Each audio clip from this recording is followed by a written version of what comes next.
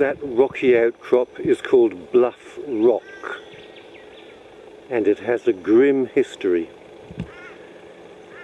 The story is a local Aboriginal man killed one of the white settlers around here.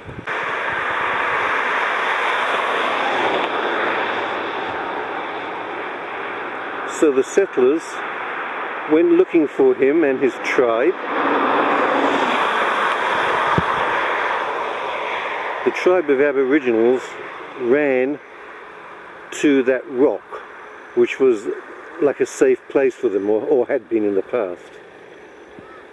But the white settlers, who had horses and modern boots, were able to outrun them around that rock, captured every man of them and threw them over the precipice. It's now become known as the Bluff Rock Massacre.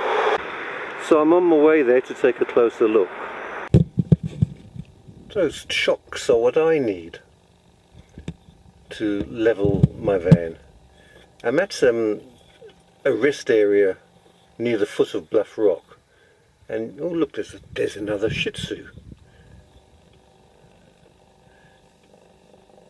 Oh, here you go. Here you go, there's another Shih Tzu, a black and white one. Anyway, you should see all the vehicles here, all over the place.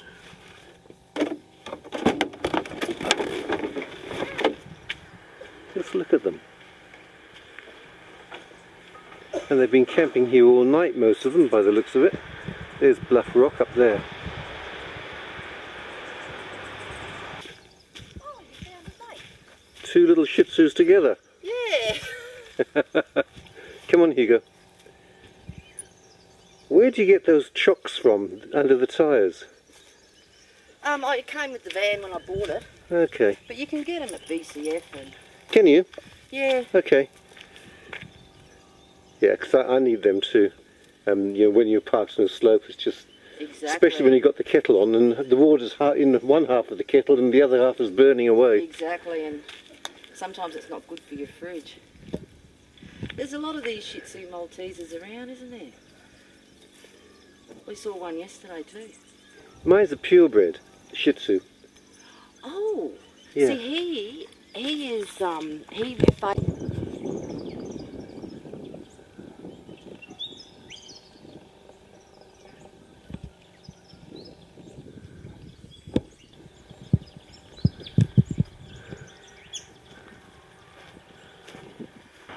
Have a look at this. This was 1958. Verdict of willful death. Now it wasn't murder. The deceased died from multiple injuries received when he willfully jumped from the top of Bluff Rock. So they're not mentioning the word suicide. He willfully jumped and committed willful death. Okay, the massacre. I'll read it out. The truth of that day remains clouded by many conflicting versions. One-time overseer at Bolivia Station, Thomas Keating, in describing the massacre as it had been told to him by an old man at Bolivia,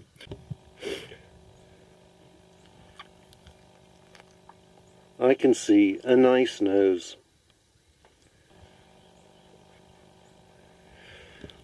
Okay, back to the massacre.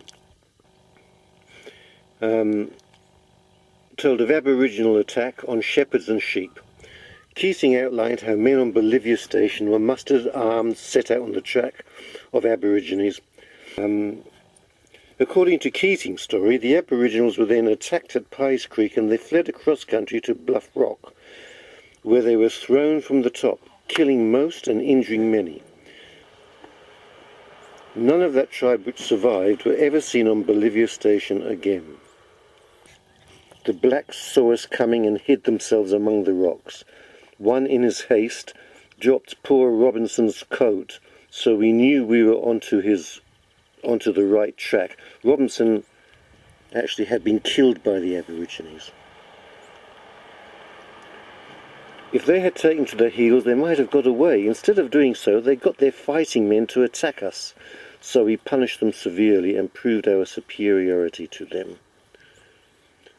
The truth will be forever in the bosom of one of the most impressive landmarks along the New England Highway. Today there is no evidence of the massacre of nearly 150 years ago, but the majestic beauty of this huge granite rock, granite, really? Well, who'd have thought it? Of this huge granite rock remains steadfast in its geological characteristics. Bluff Rock and the surrounding area consists of granite rock. Well, we've been through the granite bit. Anyway, there's too many people at this camping spot. So I'm going to drive on, see if I can get any closer to this Bluff Rock. And if I can't, well, then I'll just get as close as I can to take another photograph.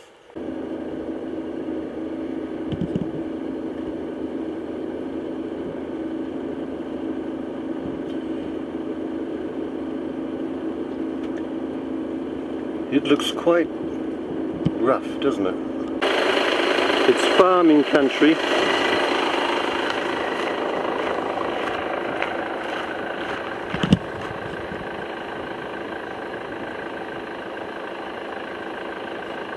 Those peaks are under cloud.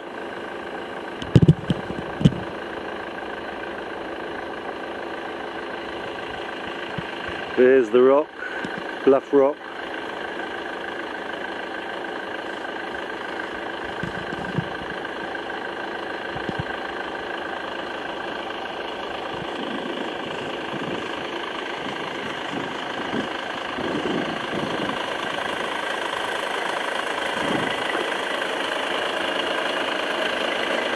And you're not going to believe this, but there's a whole lot of granite up there, look.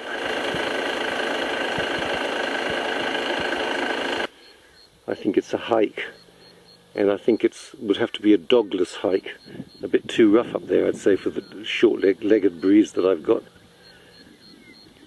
So maybe I won't go to the top.